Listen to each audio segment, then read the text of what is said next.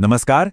आज हम बात करने वाले हैं भारत के एक बहुत बड़े टैक्स सुधार के बारे में, जीएसटी 2.0। ये एक ऐसा बदलाव है जिसे 3 सितंबर 2025 को मंजूरी मिल चुकी है और अब ये 22 सितंबर से पूरे देश में लागू होने जा रहा है। इस पूरे बदलाव का एक ही मकसद है, भारत के टैक्स सिस्टम को एकदम आसान बनाना। तो चलिए आज इसी को समझते हैं कि क्या-क्या सस्ता हो रहा है, क्या महंगा, और सबसे जरूरी, इससे आम आदमी को कितना फायदा मिलेगा। तो इस कहानी को समझने के लिए सबसे पहले ये जानना जरूरी है कि भाई इस बदलाव की जरूरत पड़ी ही क्यों। पुराने जीएसटी में आखिर ऐसी क्या दिक्कत थी। देखिए, आपको याद होगा कि 2017 में जीएसटी आया था और अब सिर्फ 8 साल बाद ही इसे पूरी तरह से बदलने का फैसला लिया गया है। ये अपने आप में बताता है कि पुराने सिस्टम में कुछ तो गड़बड़ थी। और वो सबसे बड़ी वजह थी जटिलता। मतलब पुराना जीएसटी का जो ढांचा था वो इतना ज्यादा उलझा हुआ था कि उसे समझना ही एक सिरदर्द बन गया था। ये ही थी असली कंफ्यूजन की जड़। 5%, 12%, 18 और 28%, ये 4 अलग-अलग टैक्स स्लैब आम लोगों और छोटे व्यापारियों दोनों के लिए एक पहेली बन गए थे। ये तय करना ही मुश्किल था कि किस चीज पर आखिर कितना टैक्स लगेगा। तो इसी कंफ्यूजन को खत्म करने के लिए जीएसटी 2.0 को लाया गया है। इसका नया ढांचा बहुत ही सिंपल और साफ है। आइए एक-एक करके देखते हैं कि ये कैसे काम करता है। नए सिस्टम की सबसे बड़ी और पहली खासियत है 0%। जी हां, 0। इसमें उन चीजों को रखा गया है जिन्हें टैक्स के दायरे से पूरी तरह बाहर कर दिया गया है।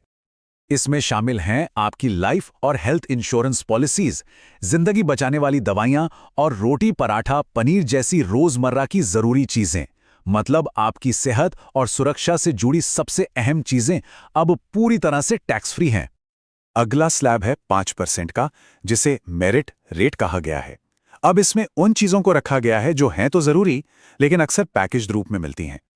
जैसे कि साबुन, शैम्पू, टूथपेस्ट, घर में इस्तेमाल होने वाली चीजें, बिस्किट, नूडल्स, मक्खन जैसे पैक्ड फूड आइटम्स, और किसानों के लिए ट्रैक्टर और बायोपेस्टिसाइड्स जैसी चीजें। यानी आम घरों और किसानों पर टैक्स का बोझ कम करने की सीधी कोशिश। अब आते हैं उस स्लैब पर जो शायद सबसे जरूरी है, 18%। ये नया स्टैंडर्ड रेट है और अब देश की ज्यादातर चीजें और सर्विसेज इसी एक रेट के अंदर आने वाली हैं। आपका TV, AC, mobile, laptop, restaurant, hotel, telecom जैसी सर्विसेज और छोटी कारें और 350 सीसी तक की बाइक्स, ये सब कुछ अब सिर्फ 18% पर होगा। सोचिए, इनमें से कई चीजें पहले 28% स्लैब में थीं, जो अब सीधे सीधे सस्ती हो जाएंगी। और आखिर में आता है सबसे ऊंचा स्लैब, पूरे 40% का। ये रेट सिर्फ और सिर्फ लग्जरी यानी शौकिया और सिन गुड्स यानी सेहत के लिए हानिकारक चीजों के लिए ही रखा गया है। इसमें सिगरेट, बीड़ी, पान मसाला जैसे तंबाकू प्रोडक्ट्स हैं, सॉफ्ट ड्रिंक्स और एनर्जी ड्रिंक्स जैसे मीठे पेय पदार्थ हैं, और बड़ी बड़ी लग्जरी गाड़ियां हैं। यहाँ सरकार का मकसद एकदम साफ है, एक तो रेवेन्यू बढ़ाना और दूसरा इन चीजों के इस्तेमाल को कम करना। तो इन सारे बदलावों के बाद सबसे बड़ा सवाल यही उठता है कि आम आदमी की जेब पर इसका कुल मिलाकर क्या असर पड़ेगा। मतलब क्या सस्ता हुआ और क्या महंगा। तो अब समझ लीजिए, ये टेबल पूरी कहानी साफ कर देती है।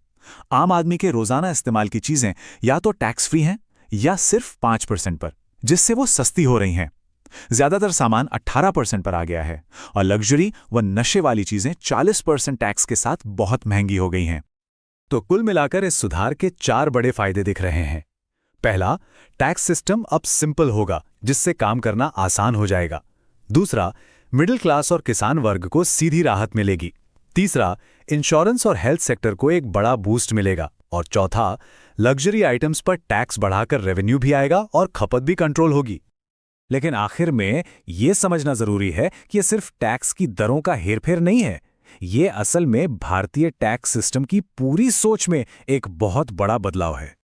ये एक लाइन इस सुधार के पूरे मकसद को बयां कर देती है।